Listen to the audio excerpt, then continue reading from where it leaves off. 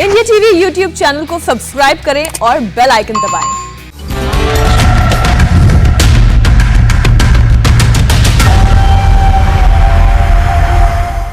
आप देख रहे हैं मुकाबला। नमस्कार, मैं हूं अजय कुमार। काबुल एयरपोर्ट के आसपास जो आतंकी हमला हुआ, उसके तार अब सीधे तौर पर पाकिस्तान से जुड़ने लगे हैं। इस हमले की जिम्मेदारी लेने वाले इस्लामिक स्टेट खुरसान का चीफ मौलवी अब्दुल्ला उर्फ असलम फारूकी का एक पाकिस्तानी नागरिक होने का सबूत सामने आया है। फारूकी पाकिस्तान के खैर पख्तूनख्वा प्रांत के जिले में का रहने वाला है और कई आतंकी संगठनों में काम कर चुका ये व्यक्ति फारूकी अब भारत पर भी अपने कब्जे की ख्वाब को देखता हुआ उसे तामील करना चाहता है। वो गजनवे हिंद एजेंडे के तहत हिंदुस्तान पर भी फतेह करना चाहता है। पहली बार गिरफ्तारी के बाद फारूकी ने साफ साफ कबूल किया था कि खुरसान की जड़ें पाकिस्तान के रावलपिंडी से जुड़ी हुई हैं। पाकिस्तान का रावलपिंडी आप क्या है अच्छे तरीके से जानते हैं। यह दरअसल पाकिस्तान के मिलिट्री बेस है। तो क्या काबुल धमाके का एक ऐसा अलार्म है जिसकी वजह से अब भारत को सावधान रहना चाहिए? हम इस पूरे मसले पर एक लंबी बहस करने जा रहे हैं। हमारे पास मिलिट्री एक्सपर्ट्स, डिप्लोमेट्स और उसके साथ साथ पाकिस्तान और अफगानिस्तान के एक्सपर्ट्स भी होंगे। बने हमारे साथ एक छोटा सा ब्रेक के बाद मुकाबला जारी है। आखिरकार कैसे रहना चाहिए भारत को सावधान? आप देख रहे हैं मुकाबला और अभी की बड़ी खबर आपको बता दें, अफगानिस्तान के ताजा हालात किसी से छिपे हुए नहीं है और काबुल ब्लास्ट के बाद अपने लोगों को निकालना एक बहुत बड़ी चुनौती हो गई है। काबुल में अभी भी कई भारतीय फंसे हुए हैं, ऐसी बातें कही जा रही हैं। भारतीय विदेश मंत्रालय ने स्पष्ट तौर से कहा है एक प्रेस कॉन्फ्रेंस में कि भारत दुनिया के तमाम देशों को आमंत्रित कर रहा है कि आतंकवाद के खिलाफ एकजुट होकर अफगानिस्तान और पूरी दुनिया भर में हर किसी को काम करना चाहिए। और अभी पूरा फोकस भारत का यह है कि कैसे भारत के जो लोग हैं जो अफगानिस्तान में फंसे हुए हैं उन्हें कैसे बाहर निकाला जाए। बहुत बड़ी संख्या में अब लोग नहीं हैं क्योंकि ज्यादातर लोग अब वापस हिंदुस्तान आ चुके हैं। यह बड़ी खबर अभी आपके सामने हमने प्रस्तुत की, लेकिन इसके साथ साथ इस मुद्दे पर हम बहस करने जा रहे हैं मुकाबला में कि पाकिस्तान की कितनी बड़ी भूमिका है इस पूरे आतंकी हमले के पीछे, और उसके साथ साथ अफगानिस्तान में जो अभी स्थिति बहुत फ्लूइड बनी हुई है, बहुत खराब है, उस पर इसी पर चर्चा करने के लिए हमारे साथ लेफ्टिनेंट जनरल संजय कुलकर्णी जी होंगे, लेफ्टिनेंट जनरल शंकर प्रसाद जी होंगे, अशोक सज्जनहार जी पूर्व राजनयिक जी होंगे, RSN सिंह जी होंगे जो कि रॉ के पूर्व अधिकारी हैं, सहर हैदरी हैं जो कि अफगानिस्तान की रहने वाली हैं और ये UN में काम करती थी, इस वक्त हिंदुस्तान में हैं, और साथ ही साथ AS याकूब जी रहेंगे जो कि PTI से जुड़ रहे हैं हमारे साथ पाकिस्तान से। एक छोटा सा ब्रेक, तुरंत वापस आते हैं और फिर शुरू करेंगे मुकाबला। और आइए मुकाबला शुरू करते हैं। ISIS, खुरसान, तालिबान और पाकिस्तान, हिंदुस्तान को कितना रहना चाहिए सावधान? Lieutenant general Shankar Kulkarni, lieutenant general Shankar Prasad, Ashok Sajjanhar ji, AS Yakub ji और सहर हैदरी जी इस वक्त हमारे साथ मौजूद हैं। सहर हैदरी जी, शुरुआत मैं आपसे करूं। अभी ताजा बयान पाकिस्तान का आया है कि ISIS खुरसान की जो आतंकी हमले की खबर है ये तालिबान को पहले से थी, लेकिन मैं आपसे समझना चाहता हूं कि क्या यह संभव है कि ISIS खुरसान जो कि पाकिस्तान में अपने पूरे पैर जमाया हुआ है उसके हमले की जानकारी तालिबान को हो और पाकिस्तान को ना हो? पाकिस्तान कौन सा गेम खेल रहा है यहां पर? सर, जैसा कि आप सब जानते हैं, पूरी दुनिया जानती है कि पाकिस्तान ही तालिबान को सपोर्ट कर रहा है और ये सारा कुछ जो किया जा रहा है वो सब पाकिस्तान के इशारों पे ही हो रहा है। हमारे मुल्क में आज जो कुछ भी चल रहा है, तालिबान आए हुए 20 साल पहले यहाँ से गायब होकर वो पाकिस्तान की तरफ चले गए। सारी दुनिया जानती है कि उनके सारे लीडर्स पाकिस्तान में थे और वहाँ से ही सपोर्ट हो रहे थे, और वो लोग आते ही वो लोग पाकिस्तान की तरफ से ही हमारे मुल्क में आए हैं। और वो लोग ऐसे इस बार आए हैं जो 20 साल पहले सांप बन के गए थे, उस तरफ से वो लोग अजदहा बन के वापस आए हैं और इस बार उन्होंने पूरे अफगानिस्तान निगलने का ठान लिया हुआ है। और ऐसे वाक़यात हो रहे हैं। हमारी फैमिली वहाँ पे फंसी पड़ी है। हमें अपनी फैमिली से सुनने में आया है, जस्ट रिसेंटली, शायद किसी को पता नहीं होगा, जैसे कि आजकल आपने सुना हुआ है कि लोगों को बाहर निकाल रहे हैं। कल एक गाड़ी भर के जो न्यूज़ कास्टर थे और जो TV में काम करते थे उनको लेके बंदक सब लोग गायब हैं। कहाँ गए हैं? ये सबकी मिली भगत हुई है। हमारे अफ़गानिस्तान में जो आर्मी सब लोग यहाँ से चले गए, उन्होंने अपना डेटा सब कुछ छोड़ के चले गए हैं। अब हमारा सारा निज़ाम उनके हाथ में है।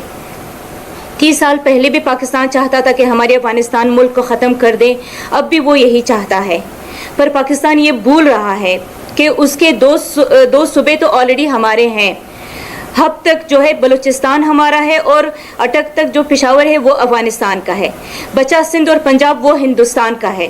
पाकिस्तान का अपना कुछ नहीं है, तभी वो दूसरों के मुल्कों पे जाके कब्जा जमाने के सोच रहे हैं और कब्जा जमाना चाहते हैं, पर वो अपने इस मकसद में कामयाब नहीं होंगे। अब बेशक जितनी भी खून की नदियाँ बहा दें, 1 साल बाद होगा, 10 साल बाद होगा, 100 साल बाद होगा, हमारी नस्लें एक ना एक दिन उनसे हमारी 2 सुबह छीन लेंगे और सिंध और पंजाब को हिंदुस्तान में सौंप देंगे और पाकिस्तान का नाम और निशान नक्शे से मिटा देंगे। ये हम सब अफगानियों की अपने बच्चों को यही सीख देना है। इवन मैं भी अपने बच्चे को यही सीख दे रही हूँ। मेरा बच्चा यहाँ पे पला बड़ा हुआ है और मैं उसको यही कह रही हूँ कि बेटा, तुम्हारा अफगानिस्तान जो है वो कोयटा बलूचिस्तान हब तक जो सरहद है वो अफगानिस्तान का है और जो सुबह सरहद है वो अटक पुल तक जो है वो अफगानिस्तान का है।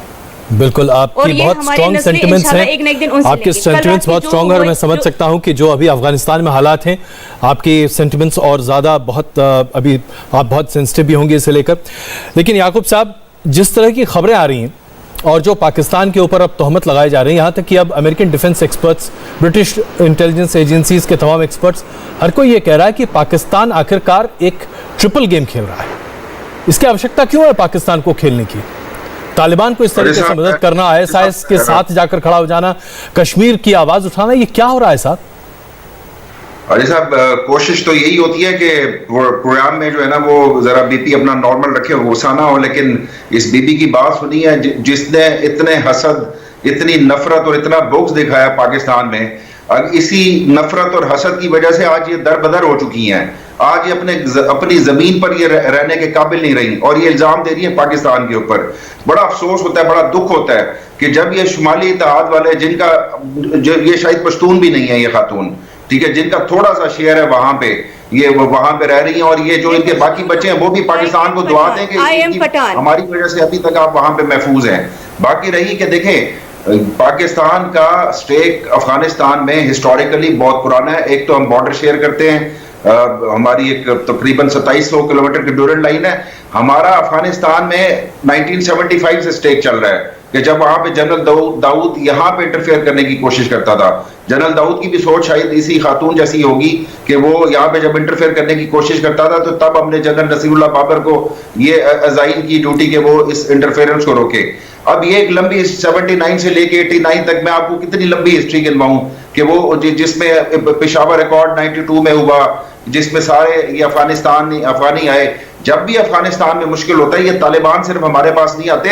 हामिद करजई का घर कोयटा में था, प्रेसिडेंट बनने से पहले हामिद करजई कोयटा में रहता था। तो इनके शुमाली इत्तेहाद वाले भी और इनके पश्तून भी, वो सारे हमें तो बर्दाश्त करना पड़ता है रेफ्यूजीज के तौर के ऊपर। बट याकूब साहब, क्यों बर्दाश्त करता है पाकिस्तान?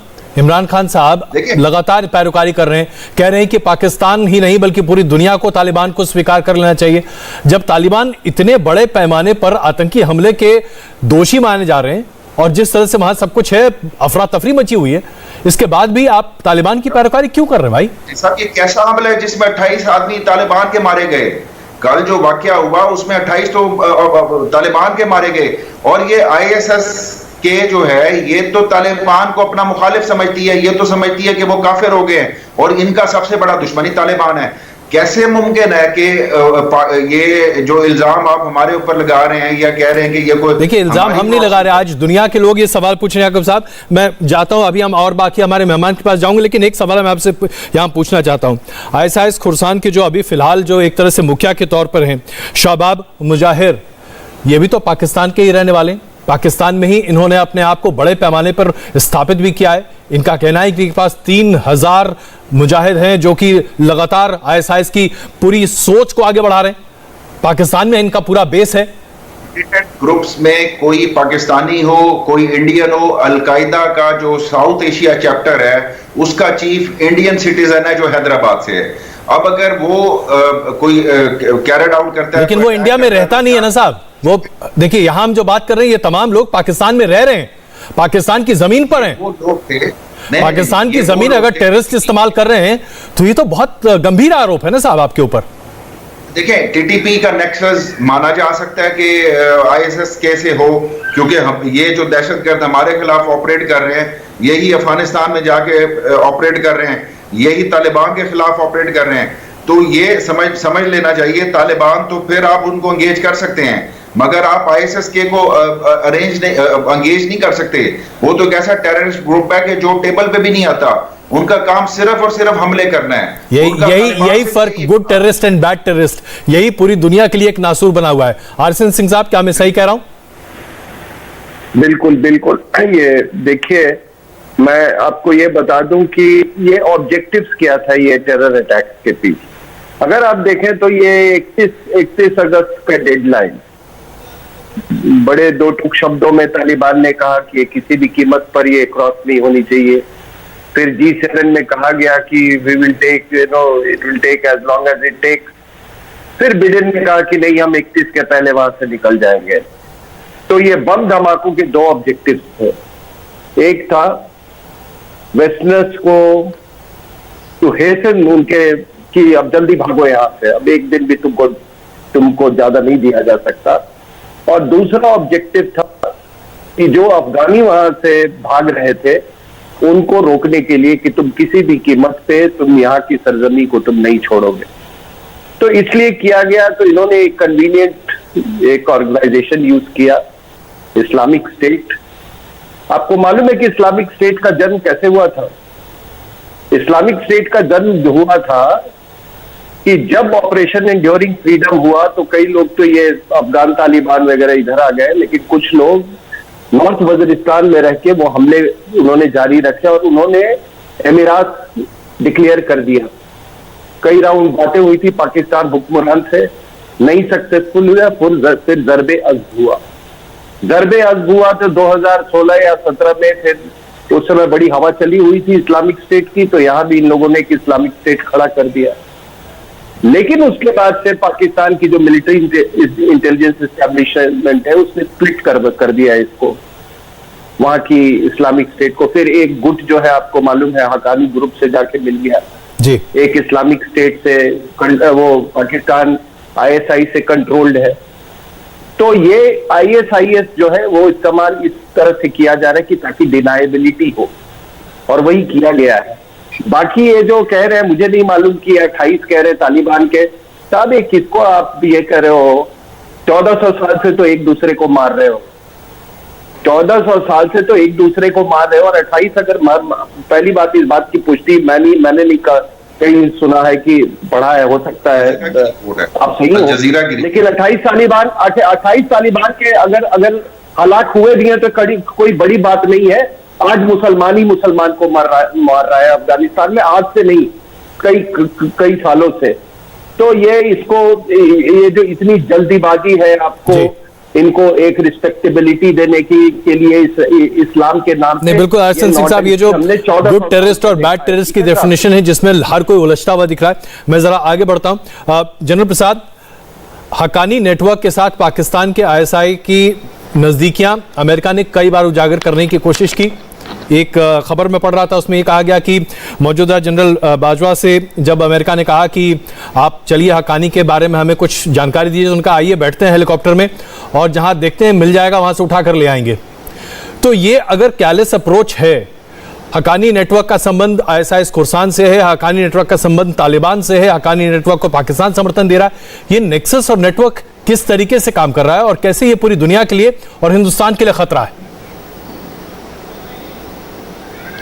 पहली बात समझने की ये है कि जितने टेररिस्ट ग्रुप्स हैं उनका ऑब्जेक्टिव एक ही है, इस्लामिक टेररिज्म को आगे बढ़ाना और पूरे विश्व में कंट्रोल करना। जब एक ऑब्जेक्टिव सेम हो जाए तो सब संस्थाएं एक साथ मिल जाती हैं, चाहे वो हक्कानी हो, चाहे वो हमास हो, चाहे वो LET हो, चाहे वो जैश ए मोहम्मद हो, चाहे वो अल-कायदा हो और या कोई तालिबान हो। ये समझ लीजिए कि इनके दुश्मन हम सब हैं, और सबसे बड़ा दुश्मन जिसको इस वक्त सबसे ज़्यादा खतरा है वो इनसे क्लोजेस्ट नेबरहुड में इंडिया में है। इंडिया एक ऐसी जगह है जहाँ पे जितनी तंजीमों को मैंने नाम लिए उनके सब के रिप्रेजेंटेटिव्स कहीं ना कहीं एक दो में छुपे हुए हैं। तो it is a very grave threat to India. ये अगर सब यूनाइट होके इस तरह से कोई तजवीज़ बनाते हैं कि भारत के अंदर कोई आतंकवाद का हादसा किया जाए तो ये हमारे लिए बड़ी भारी एक खतरे की बात है। दूसरा खतरा जो कई लोग अक्सर कहते हैं कि इंटरनेशनल बॉर्डर पे ये सब मिलके पाकिस्तान के साथ मिलके पाकिस्तान के तंजीमों के संग मिलके कश्मीर में कुछ हरकत कर सकते हैं। तो इसके दो डिफरेंट इश्यूज हैं, पहला कश्मीर में है और दूसरा रेस्ट ऑफ इंडिया में है। हमें दोनों तरफ से खतरा है, दोनों तरफ से हमें तैयार रहना है। लेकिन ज़रूरी बात यह है जो पहले फर्स्ट स्पीकर ने कही थी कि जो ये एक्सीडेंट, जो ये इंसिडेंट कल हुआ है जिसमें इन्होंने काबुल एयरपोर्ट के ऊपर इस तरह से बम छोड़े हैं, 6-7 बम छोड़े हैं, तो मैं समझता हूं कि ये इसका अंत नहीं हुआ है, ये कंटिन्यू रहेगा। और जैसे सिंह साहब कह रहे थे कि बिल्कुल साफ क्लियर है कि तालिबान जितने भी ये गन हैं, जितने भी ये टेररिस्ट ऑर्गेनाइजेशंस हैं, इन्होंने सफा तौर से कह दिया है कि अब आपको और एक्सटेंशन नहीं मिलेगा, 31 से पहले निकलिए। और ये ट्रेलर दिखाया इन्होंने कल यस्टरडे कि इस तरह से अगर आप करेंगे, हमारी बात नहीं मानेंगे तो ये हरकत और भी हो सकती है। आपको समझना चाहिए कि अभी तो उन्होंने 7 बम कार से छोड़े हैं, अगर कल कोई हवाई जहाज गिरा दिया और जिस तरीके से अनप्रोफेशनल तरीके से अमेरिकन आर्मी ने उसको कब्जा कर रखा है, काबुल एयरपोर्ट पर डिफेंस कर रखी है, मैं समझता हूँ इससे कोई रद्दी काम नहीं हो सकता। अगर किसी एयरपोर्ट की आपको डिफेंस करनी है तो कम से कम 4-5 किलोमीटर बाहर से करनी पड़ेगी। आप ये नहीं कि उसकी पैरापेट वॉल पे बैठ के उसको हिफाजत कर रहे हैं।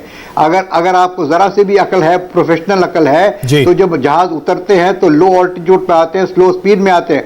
अगर इनमें से किसी ने भी एक मिसाइल फायर कर दिया शोल्डर फायर्ड मिसाइल से, तो उनका हवाई जहाज उड़ जाएगा। तो अब इनको ये मालूम है कि 31 तारीख के बाद कोई हवाई जहाज यहाँ लैंड नहीं कर पाएगा। और जैसे बीदन साहब कह रहे हैं कि हम इनको एक अच्छा जवाब देंगे, अब वो जवाब क्या जवाब देंगे?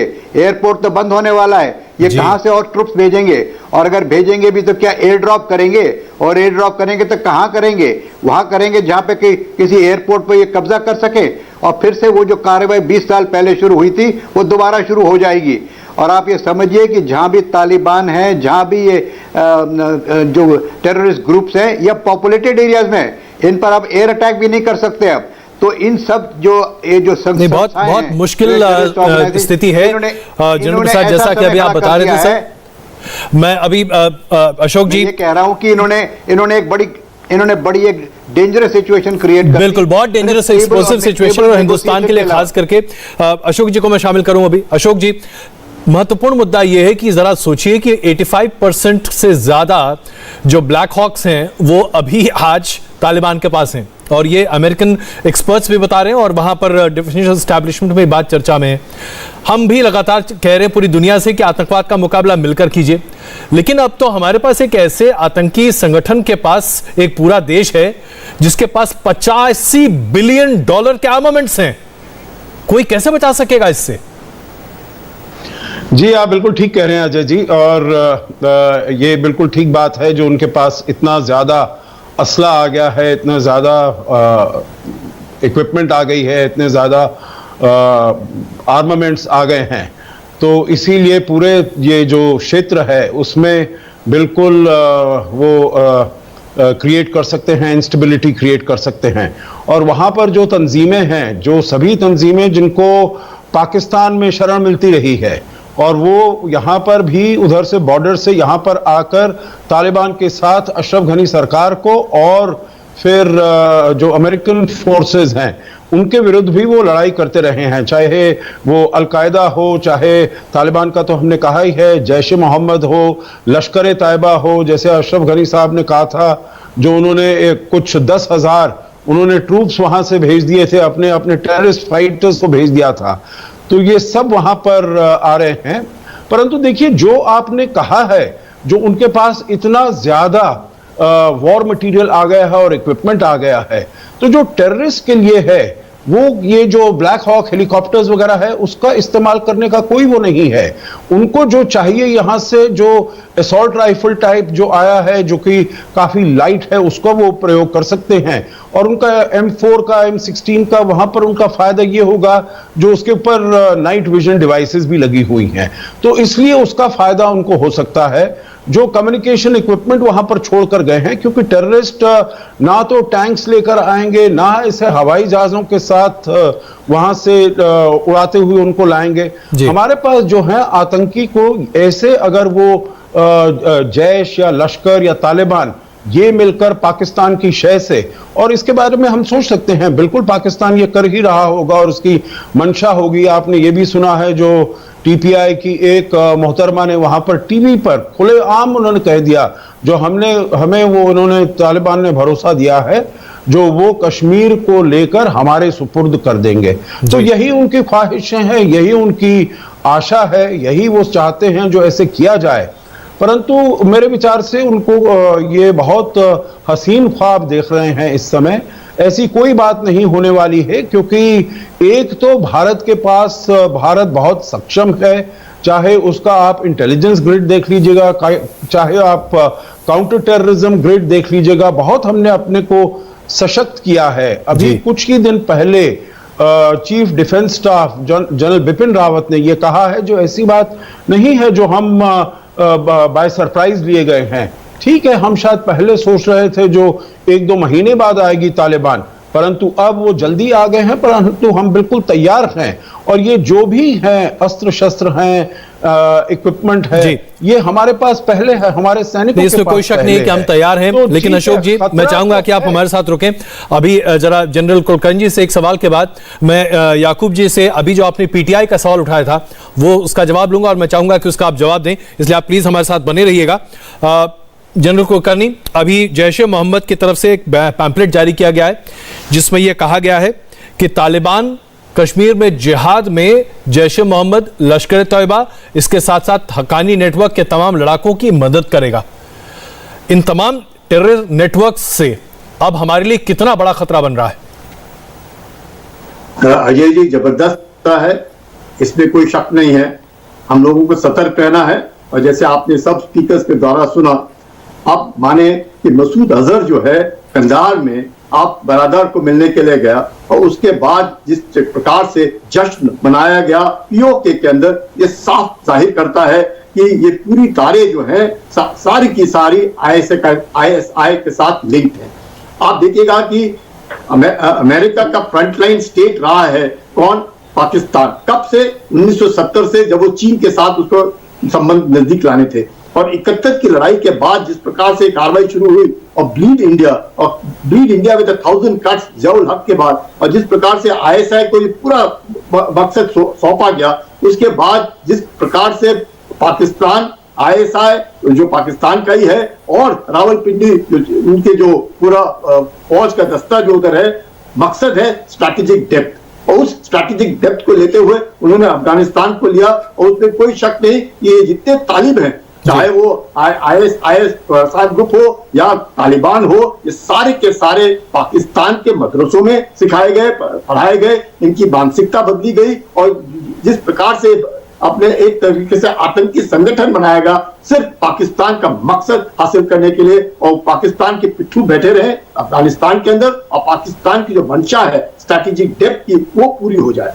उस मकसद को पूरा करने के लिए बार बार तालिबान को भी कहते रहे, बार बार वो अपना उल्लू सीधा करते रहे तालिबान के द्वारा, आईएसआईएस के द्वारा। और अब जब इस बात का मैं कहूंगा कि राउंड 1 जो पाकिस्तान समझ सकता है कि उसकी जीत हुई है, इसमें कोई शक नहीं कि राउंड 1 में पाकिस्तान की जीत हुई है। पाकिस्तान की जो मंशा थी उसमें पाकिस्तान को काफी हद तक सफलता मिली है। अब पाकिस्तान को लग रहा है कि अब जो उसने सोचा था पाकिस्तान हिंदुस्तान को ब्लीड करेगा, उसी मापिक वो ये जो तालिबान फाइटर्स हैं, इनको ये आप कश्मीर के अंदर भेजने की कोशिश इसका जवाब देते हैं। याकूब जी हमारे साथ मौजूद हैं। याकूब जी, अभी आपने देखा अशोक सिरहार जी पूर्व राजनयिक हैं, उन्होंने हवाला दिया पीटीआई के उस वरिष्ठ वक्ता का जिन्होंने पाकिस्तान की टेलीविजन पर कहा कि तालिबान ने भरोसा दिया है कि हम कश्मीर उनको दिलाने में मदद करेंगे, पाकिस्तान को दिलाने में मदद करेंगे। जैश ए मोहम्मद ने जो अपने पैम्पलेट में अभी लिखा है वो मैंने अभी अपने एक्सपर्ट्स के सामने पढ़कर बताया। अब जरा बताइए कि अगर ये मंशा है पाकिस्तान में एक बहुत बड़े तबके की, तो जाहिर सी बात है हिंदुस्तान में परेशानी तो होगी ना? देखिए, पहली बात तो नीलम इरशाद थी वो खातून जो गई एक टीवी चैनल के ऊपर, उसके ऊपर हमने उनको शो कॉज नोटिस ये भेज दिया है, ये मैं आपको दिखा रहा हूँ। ये डिसिप्लिनरी वायलेंस का उनको भेजा, और उसमें मेंशन किया गया कि जो कुछ आपने कहा है वो ना तो पीटीआई की पॉलिसी है ना इमरान खान की पॉलिसी है, तो लिहाजा वो 3 दिन में आके जवाब दें उसका। वो एक्सपेल भी हो सकती है इस बेस के ऊपर पार्टी से, क्योंकि कतई हमारी पॉलिसी नहीं है। रही बात जैश ए मोहम्मद, जैश ए मोहम्मद जो है वो तो मुशर्रफ के ऊपर भी अटैक कर चुका है, वो तो लोकली भी ऑपरेट करता है, और हमने तो कितने उसका जो चीफ है मसूद अजहर, उसको अरेस्ट करने की कोशिश कर रहे हैं। और इस तरह के जो टेररिस्ट होते हैं, वो इससे पहले लश्कर जंगी का टेररिस्ट था मलिक इसाक, उसको हमने एनकाउंटर में मारा है, उसको असैसिनेट किया उसको।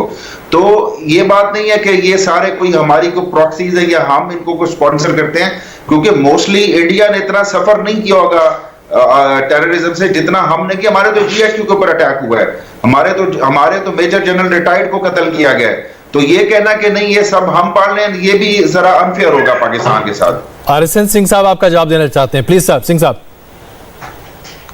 नहीं, ये इनका ये कहना कि हमने बहुत सफर किया है, आपको आपकी फौज जो है वो जानती है कि उसे कन्वेंशनल युद्ध नहीं करना है। उनकी एक गलतफहमी भी हो सकती है कि चूंकि हमारे पास न्यूक्लियर वेपन्स है, तो ये तमाम जो ये तंजीमें हैं, मुझे उसका बैकग्राउंड बिल्कुल अलग है कि मुशर्रफ ने जैश ए मोहम्मद को क्यों किया था उस समय। क्योंकि आपको एक बात बता दूं, और ये बड़े ध्यान से सुनिएगा, कि पाकिस्तान में कोई भी जिहादी, आपके द्वारा तैयार किया हुआ जिहादी, वो पाकिस्तान के लिए नहीं लड़ता है, वो ग्लोबल जिहाद के नाम पे लड़ता है। मदरसों में या आपके जो रिलीजियस स्क्रिप्चर्स जिसके द्वारा आप इंडोक्ट्रिनेट करते हैं, उसमें पाकिस्तान कोई एंटिटी नहीं है, एक जस्ट टेम्पररी टेरिटरी है, एक टेम्पररी टेरिटरी है जिसको बेस की तरह यूज करना है। अगर इसीलिए उनको टारगेट किया गया था, तो अपने मुल्क के बारे में थोड़ा सा जान ले। दूसरी बात, आप लोगों ने ये बात किया, मुझे ये ब्लैक हॉक और ये फाइटर एयरक्राफ्ट, ये इनकी किसी काम का नहीं, मैं आपको बता दूं। आपको मालूम है ये तालिबान ने 8 पायलट्स को मार दिए, 8 अफगानी थे, अफगानी पायलट्स को मार दिए कि उनको ये था कि भाई अगर ये नहीं रहेंगे तो हमारे खिलाफ ये एयर पावर नहीं इस्तेमाल होगा। 11 लोगों को इसलिए मार दिया क्योंकि उन्होंने अफगानिस्तान का झंडा उठाया था। तो ये देखिए, ये चाहे ये आप पूरी सूरत ले लीजिए आप, और हम देखिए, हम हिंदुस्तान में बैठे हुए, मैंने अपनी आंखें नहीं बंद कर रखी है, कौन कौन लड़ रहा है अफगानिस्तान में, हमको सब मालूम है। जैश ए मोहम्मद, लश्कर तोयबा, आपके साथ जमायतुल मुजाहिदीन बांग्लादेश, अफगानिस्तान की बात कर रहा हूं। तो तालिबान के साथ कोई सारे लोग मिले हुए हैं, और हमारे मुल्क में भी कुछ लोग हैं, हमारे यहाँ में भी कुछ लोग हैं। मैंने तो बताया कि अल-कायदा का जो चीफ है साउथ एशिया चैप्टर, वो भी आप ही के मुल्क है, पूरी इंडियन है। ये दौर हमने बहुत देखा है, ये दौर हमने देखा है। हमने सदाम के भी टी शर्ट्स देखे थे, हमने खुमैनी के भी टी शर्ट्स देखे थे, हमने बाद में अल-कायदा के भी टी शर्ट्स देखे हैं। अब ये कौन है, ये गन्ना आदमी मुल्ला बरादर, उसकी भी हो सकता है टी शर्ट्स होंगे। और फिर you will sink into depression. आप आज आए हैं ना, आप मेरे से 15 दिन के बाद अजय जी इनको बुलाइएगा टेलीविजन पे फिर से, और देखिएगा जब सूरत और चैनल के ऊपर शायद ये डेयर भी किया था कि अगर आपने तालिबान को या ये मेरा वादा है, कर दिया तो क्या करेंगे? आपका तो टेलीविजन पहले से आपने एक्सेप्ट किया होगा कि आप जो है गाना छोड़ देंगे, और आपके भी उस समय आपका सुर जो है वो बदला हुआ होगा। तो इसलिए ये राक्षस आप इस बात में तक कायम है ना, आप इस बात में कायम है ना कि आप कभी भी आना छोड़ देंगे अगर इंडिया ने रिकॉग्नाइज कर लिया तालिबान को या उस एक्सक्लूसिव इंक्लूसिव गवर्नमेंट को। जी, आप अभी तक कायम है ना अपनी उस बात में। ये जो खुशी के, आप उतनी ही जल्दी उन्माद में चढ़ जाते हैं और उतने ही जल्दी डिप्रेशन में डाइव कर जाते हैं, तो कहानी खत्म नहीं हुई है। मैंने आपसे पूछा कि आप अपनी उस बात पे कायम हैं जो आपने और चैनल के ऊपर मुझे कहा था। एक तरह का हॉस्टेज क्राइसिस है sir, it is a hostage crisis going in Afghanistan, और इसका कैस्केडिंग इफेक्ट हो गया, इंतजार कीजिए आप। चलिए, मैं जरा यहाँ शहर जी को शामिल करूं। शहर जी, अभी आपने याकूब जी की बातें सुनी और हमारे तमाम एक्सपर्ट्स की भी। पाकिस्तान पर आप यकीन कर सकती हैं, क्योंकि आप अफगानिस्तान से जिस तरह से जुड़ी हुई हैं, पाकिस्तान पर यकीन कर सकती हैं? पड़ोसी मुल्क है आपका पाकिस्तान, तो ये कहता है हम अफगानिस्तान पर कोई भी ज्यादती नहीं होने देना चाहते। देखिए सर, मैं पहले याकूब साहब को पहले जो उन्होंने कहा कि ये खातून खुद अपने आप अपने मुल्क में नहीं है, ये कहीं और गई हैं, ये तो सब आपकी मेहरबानियां हैं। पाकिस्तान 30 साल पहले भी नहीं चाहता था कि हमारी आर्मी को देख के लियाकत बेनज़ीर भुट्टो के फादर और बेनज़ीर भुट्टो सब यही चाहते थे कि हमारे अफ़गानिस्तान जो है ना, उनकी आर्मी सब कुछ ख़त्म हो जाए।